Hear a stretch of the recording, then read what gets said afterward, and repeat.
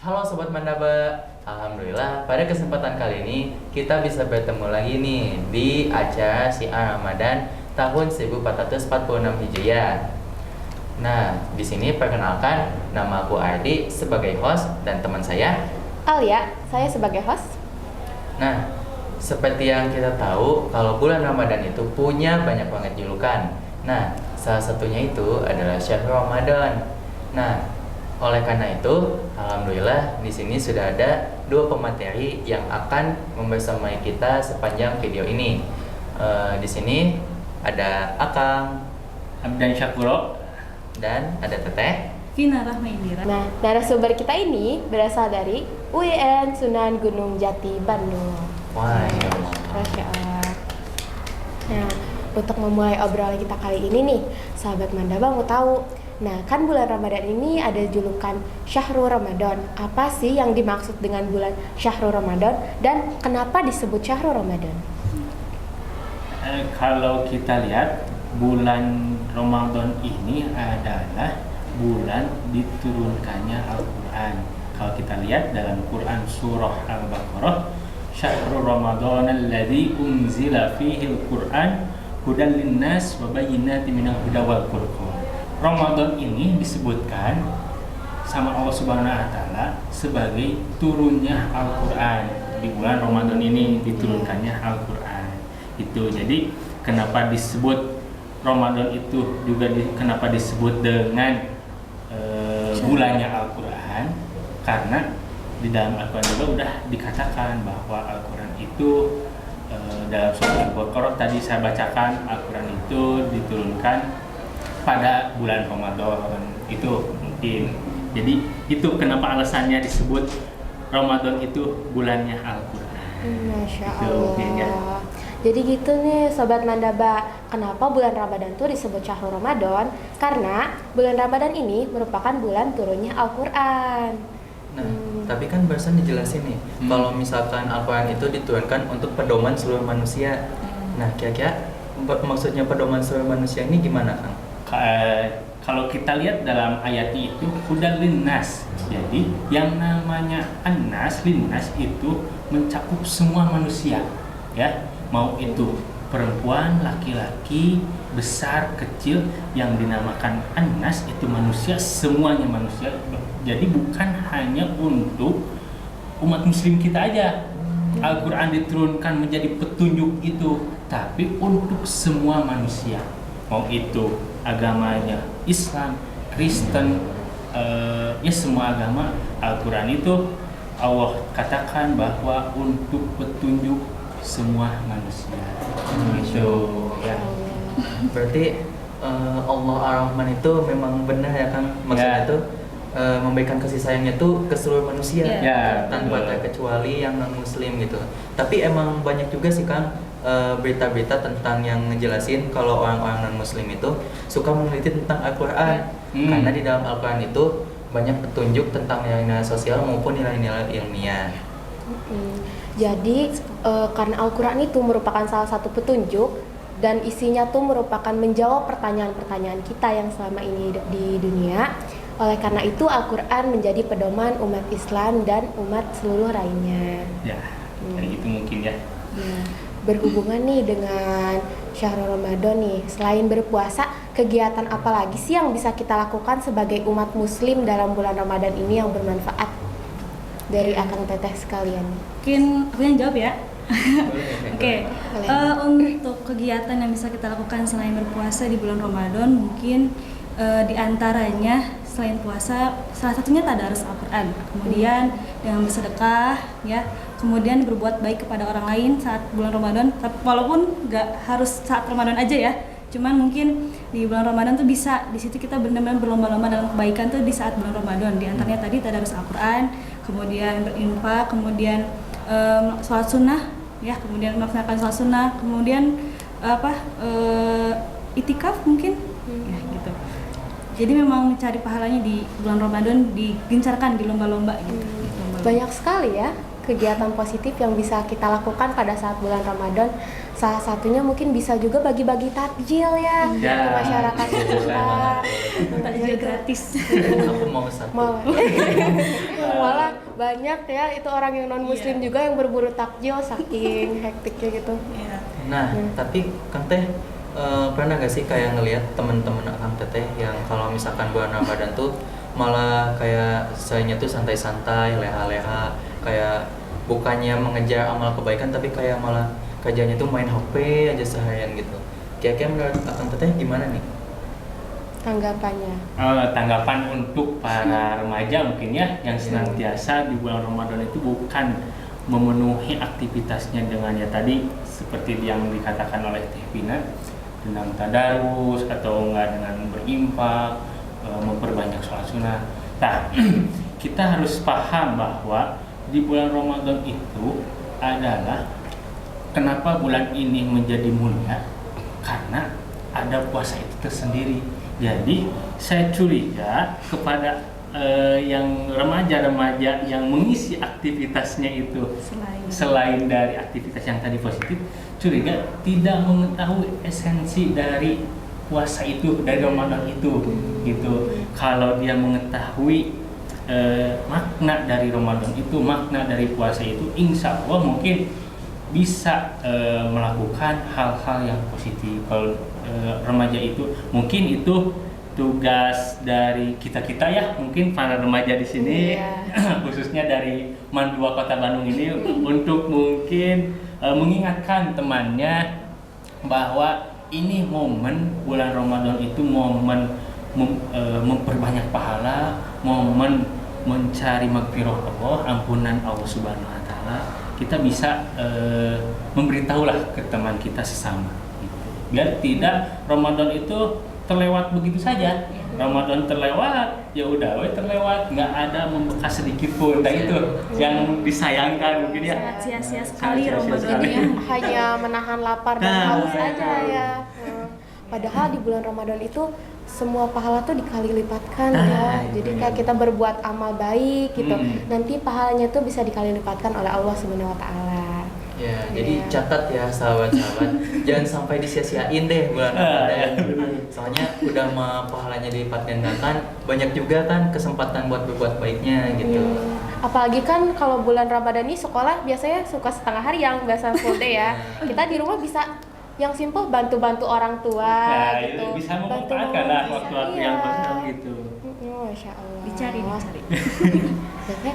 Ngomongin soal tadarus Al-Quran nih, kan beberapa juga dari sahabat Mandaba ada nih yang kalau pas bagian baca Yasin dan lain-lain di kelas nih ada jadwalnya kan, ada yang membaca lewat mushaf Al-Quran, ada juga yang membaca lewat aplikasi nih. Nah kira-kira apa sih perbedaan dari membaca Al-Quran lewat mushaf dan menggunakan aplikasi menurut Kang Teteh sekalian di sini? Teh Vina mungkin ya. Mungkin dari aku dulu ya.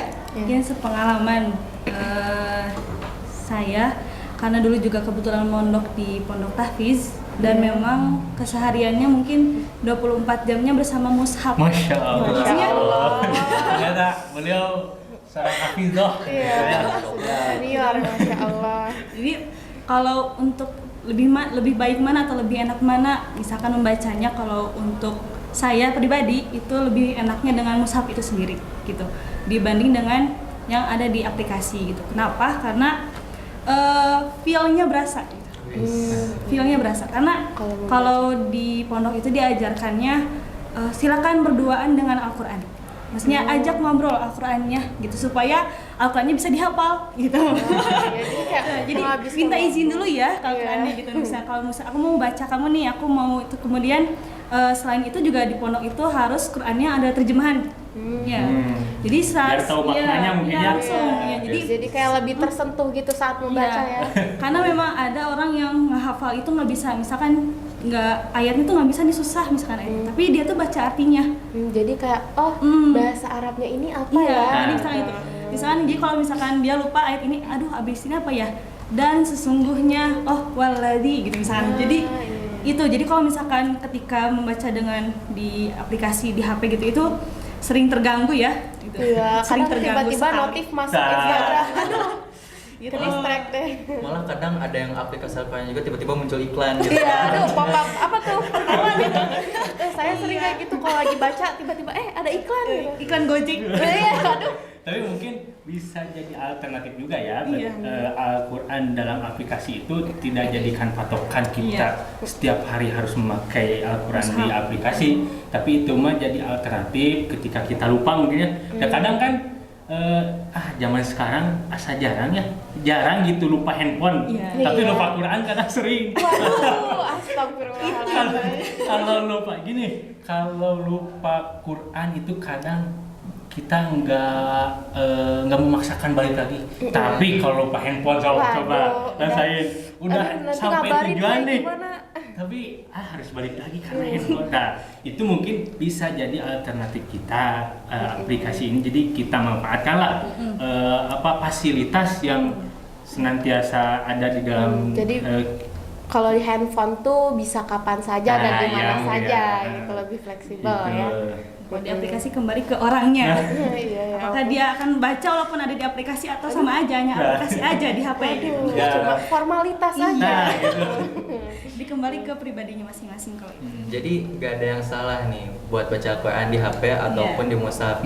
Yang salah itu kalau malas baca Al-Quran. Nah, itu mungkin ya. Betul. Kita percayalah sahabat Mandabas kalian ini sudah pasti sering banget membaca Al-Quran ya, apalagi bulan puasa gitu. Masa waktunya tidak disempatkan gitu untuk melakukan hal positif berupa bacaan Apalagi kan Al-Quran. ini Al-Quran itu turunnya di bulan Ramadan gitu. Nah, ini momen ketika kita ingin belajar Al-Quran, ingin berdekatan dengan Al-Quran ini teh bulan yang sangat luar biasa, istimewa. Allah sudah menganggap bulan Ramadan itu istimewa sehingga pahala pun dilipat gandakan. Iya, betul. Ya lagian juga kalau dipikir-pikir masa mau dilewatin gitu aja kan. Iya, aduh sia-sia dong cuma nahan lapar sama haus doang selama 1 bulan. Aduh. Sedih banget gitu bener. kayak. Betul. Iya. Nah, kalau misalkan udah gini kan kita udah tahu juga nih kalau misalnya Al-Quran tuh banyak banget manfaatnya. Nah, selain dengan cara membaca Al-Quran, kira-kira tuh bagaimana nih supaya kita tuh bisa makin dekat lagi dengan Al-Quran? Dan gimana juga cara kita tuh bisa lebih istilahnya tuh mempelajari Al-Quran lebih detail. Soalnya kan kadang kalau misalkan bacaan di Al-Quran itu kalau misalkan beda harokat aja bisa beda arti gitu. Iya.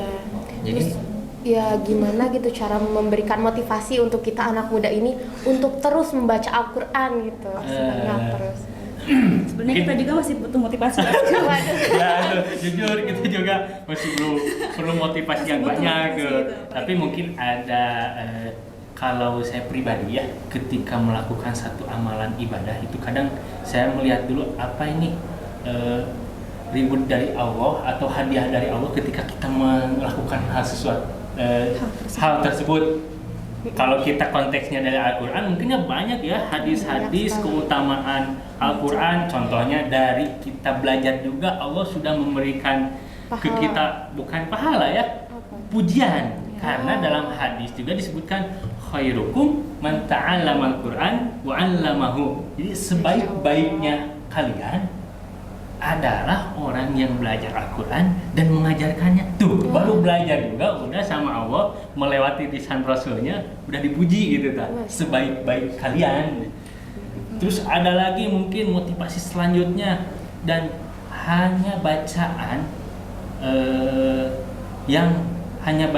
di semua bacaan yang kita baca hanya Al-Quran yang mendapatkan pahala. Bahkan pahalanya juga Masya Allah ya besar kalau kita lihat dalam hadis juga ya, kita berbicara dengan hadis juga ya. Hadis itu dikatakan man qara'a harfan min kitabillah, kata hadis itu falahu hasanah wal hasanatu bi asyri amsalihha. Walakin akan tetapi kata hadis itu la aqulun alif lam min harfun katanya. Walakin akan tetapi alifun harfun, lamun harfun, mimun harfun. Jadi gini, dalam hadis itu dikatakan barang siapa yang membaca aja nih, membaca dari kitab Allah yang Al-Quran ini, baginya satu pahala. Dan satu pahala itu bi asyri amsalihha dikalikan 10. Masya Allah. Dikalikan semuanya. Langsung dilanjutkan lagi nih Rasul biar memotivasi terus. Saya, kata Rasul, tidak mengatakan satu huruf itu alif lam mim, akan tetapi kata Rasul alifun harfun, lamun harfun, mimun harfun. Jadi ketika kalian nih membaca alif lam mim, otomatis kalian membaca 3 huruf dan 3 huruf itu dikalikan 10. Berarti berapa? 30. Nah itu kalikan aja lah sendiri. Tapi kan gak mungkin seorang hamba baca Al-Quran cuman alif lam mim sadaqallah, nggak mungkin kan, paling minimal. Apalagi di sekarang nih momennya Ramadan, bulannya Al-Quran senantiasa dilipat gandakan. Nah itu mungkin salah satu motivasi biar kita semangat lagi belajar Al-Quran dan semangat lagi tilawah Al-Quran. Kalau tadi konteksnya gimana nih, ada yang belajar Al-Quran itu apa sih, salah mungkin ya, masih terbata-bata. Nah, terbata-bata. Nah, kalau kita belajar Al-Quran, yang saya rasakan itu kita emang harus belajar langsung kepada gurunya. Karena yang saya pelajari pribadi, mungkin nanti Teh Pina juga menambahkan. Saya lihat sebagus apapun teori itu dibuat oleh para ulama tentang Al-Quran, itu tidak menjamin orang itu akan menguasai Al-Quran. Karena kalau kita lihat Al-Quran itu ketika Rasul belajar sama Jibril itu langsung kan talaki, secara langsung talaki. Begitu juga harus kita ikuti seperti itu. Kita kalau belajar Al-Quran itu harus langsung berhadapan dengan guru. Walaupun kita harus punya bekalnya mungkin tadi teori-teorinya, tapi tetap ketika kita mau sempurna dalam belajar Al-Quran itu harus langsung talaki.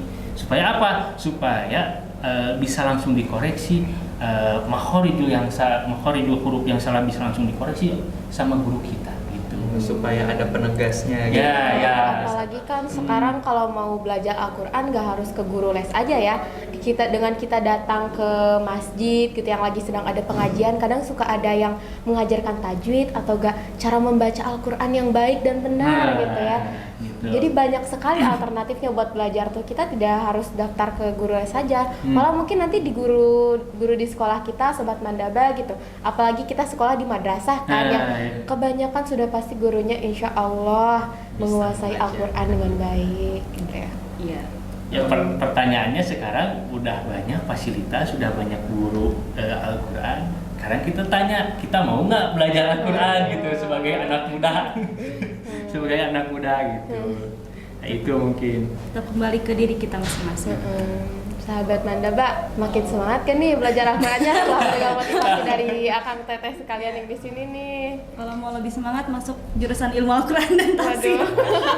Masya Allah, boleh nanti ketemu lagi sama Akang Teteh ini dalam kampusnya. Jadi promosi ini Ya, aduh. Nah, selanjutnya kan kita misal nih udah mengikuti pembelajaran Al-Quran dan kita juga udah mendalami nih sekiannya tuh kayak beberapa hal yang ada di dalam Al-Quran. Kira-kira apa sih manfaat yang bisa kita dapat dari mempelajari Al-Quran tersebut? Manfaat ya? Kalau manfaat sebenarnya setiap orang beda-beda. Kalau dari diri aku pribadi ya, karena kalau menghafal dibilang cukup lama, jadi memang menghafal Al-Quran kalau aku itu udah dari kecil sama bapak saya. Nah, bapak saya iya. Oh kan, Masya Allah. Emang dari kecil juga udah hidupnya dengan Al-Quran. Sudah terbiasa jadi dari gitu. kecil ya.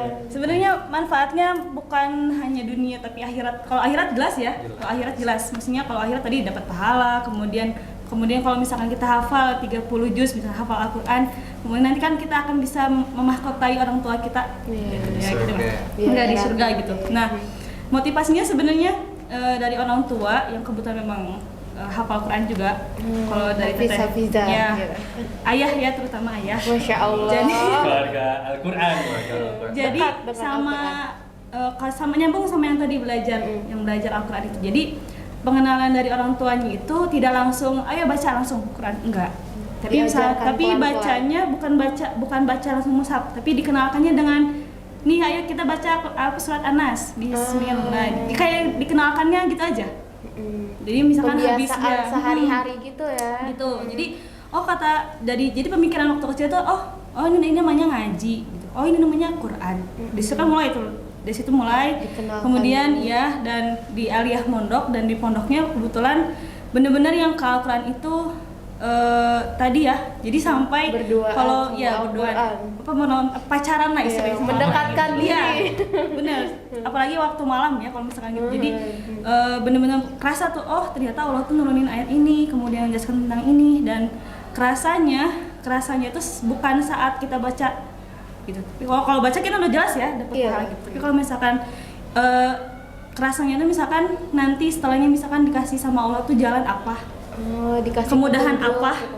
Hati jadi lebih tenang gitu rasanya tuh ya. Terus kayak iman kita juga bisa bertambah dengan membaca Al-Quran karena merasa lebih dekat dengan Allah. Terus mungkin kalau lagi ada masalah juga tiba-tiba alhamdulillah gitu. Ada jalannya gitu ya. Asli. Di pondok tuh bener kayak ya aku lagi berantem sama siapa misalnya gitu ya. Atau enggak, kenapa sih ini tuh enggak lancar-lancar, atau misalkan uang lagi sedikit banget nih, tiba-tiba ada rezeki datang tak terduga gitu ya kan. Gak ada yang tahu, sumpah. Saya juga terkesima ya dengan cerita beliau. Kalau saya pribadi, apa manfaatnya ya? Kan kebetulan saya juga alhamdulillah mungkin sedikit ngapalin ya Al-Quran Teh Pina. Enggak, ini lebih banyak ngapalinnya. Yang saya rasakan pertama saya jadi lebih ada tujuannya dalam hidup.